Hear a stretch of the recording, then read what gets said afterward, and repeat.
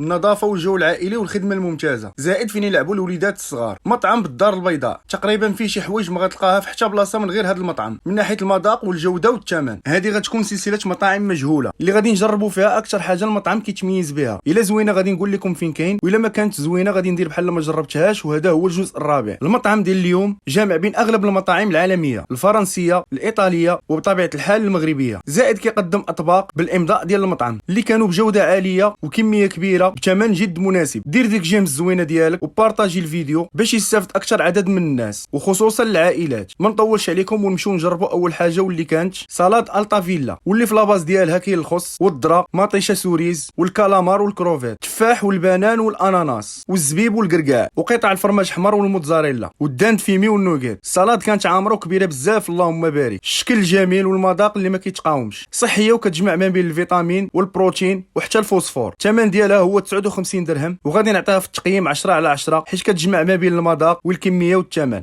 واجي تشوف معايا هذا الربع ديال الدجاج اللي كان طيب فوق الفاخر، وكتجي معاه البطاطا واللوبيا والباربه مسلوقين، وفوق منهم المايونيز والفريت والروز بالدغميره ديال الدجاج. طبق اللي كان رائع وبنين، والحجم ديالو اللي كان مزيان وكيشبع، ومزيان الناس اللي كتريني وكتقلب على ماكله نقيه يكون فيها البروتين والكارب بثمن مزيان. الثمن هو 35 درهم، وغادي نعطيه في التقييم 8 على 10، وكيجمع ما بين الكميه والثمن. وهذا عصير باناشي واللي كيكونوا فيه جميع الفواكه اللي متوفره في المطعم، ومعصور بالليمون ومزوق بالشكلاط والكركاع، وكان بنين وبيان كلاصي. الثمن ديالو هو 30 درهم، وغادي نعطيه في التقييم 9 على 10، وكيجمع ما بين المذاق والكميه والثمن. وهذا الشاف بولي بارميجان واللي كيكون فيه شرائح ديال الدجاج مع الداند فيمي وصوص طوماط وصوص بلونش، الموتزاريلا لداخل وحتى من الفوق. كان طيب في الفران مقرمش ومفرمج ومعلق، مع هاد لي بات بيني بصوص بولونيز بالكفته ديال البقري، والفروماج بارميجان اللي كانت بنينه بزاف وطيبه على حقها وطريقها، والفريت اللي كانت سخونه ومقرمشه وما فيهاش الزيت. الثمن ديالو هو 59 درهم، وغادي نعطيه في التقييم 9 على 10 حيت كيجمع ما بين المذاق والكميه والثمن.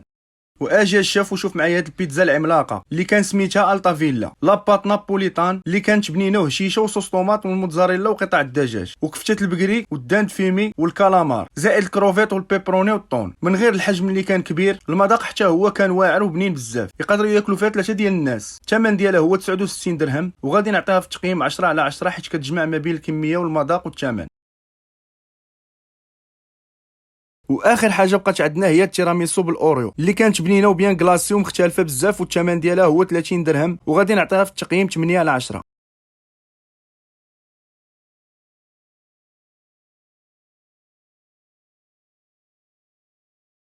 وكيف ما قلت لكم في الاول، المطعم كان عائلي وكليماتيزي نقي وكبير بزاف، فيه لا تيراس والوسط والصالون وبلاصه للدراري الصغار، والخدمه كانت فيه ممتازه. القائمه كانت كبيره، كانوا فيها بزاف ديال المشروبات، الديسير والحلويات، زائد كل نهار عندهم طبق في شكل. والسبت والحد ضروري يديروا اطباق ديال السمك بجوده واثمنه جد مناسبه، وكاينين عروض كثيره منها. اللي خدا 2 بيتزات كيزيدوه الثالثه فابور، ولا كانت عائله مكونه من 5 ديال الاشخاص كيعطيوهم مشروبات فابور زايده على داكشي اللي خداو. وغيديروا واحد العرض خاص بالمتتبعين ديال هاد الصفحه، ولاي واحد مشى لعندهم وقال لهم انا من طرف ديال اشرف غادي نعطيوه صالات زايده على داكشي اللي طلب. وهذا جدي عليكم. تقييم التجربه هو 9 على 10، وتستاهل تجربوها. المطعم سميتو الطافيلا، وكاين في سيدي معروف بالقرب من روم بوان المستقبل. غادي نتسناكم تكتبوا لي لتحت شكون جرب هذا المطعم واشنو الراي ديالكم فيه، وتقولوا لي اشنو تبغيو نجرب ثاني في سلسله مطاعم مجهوله. كان معكم اشرف من صفحه اشرف هلاك، وتهلاو.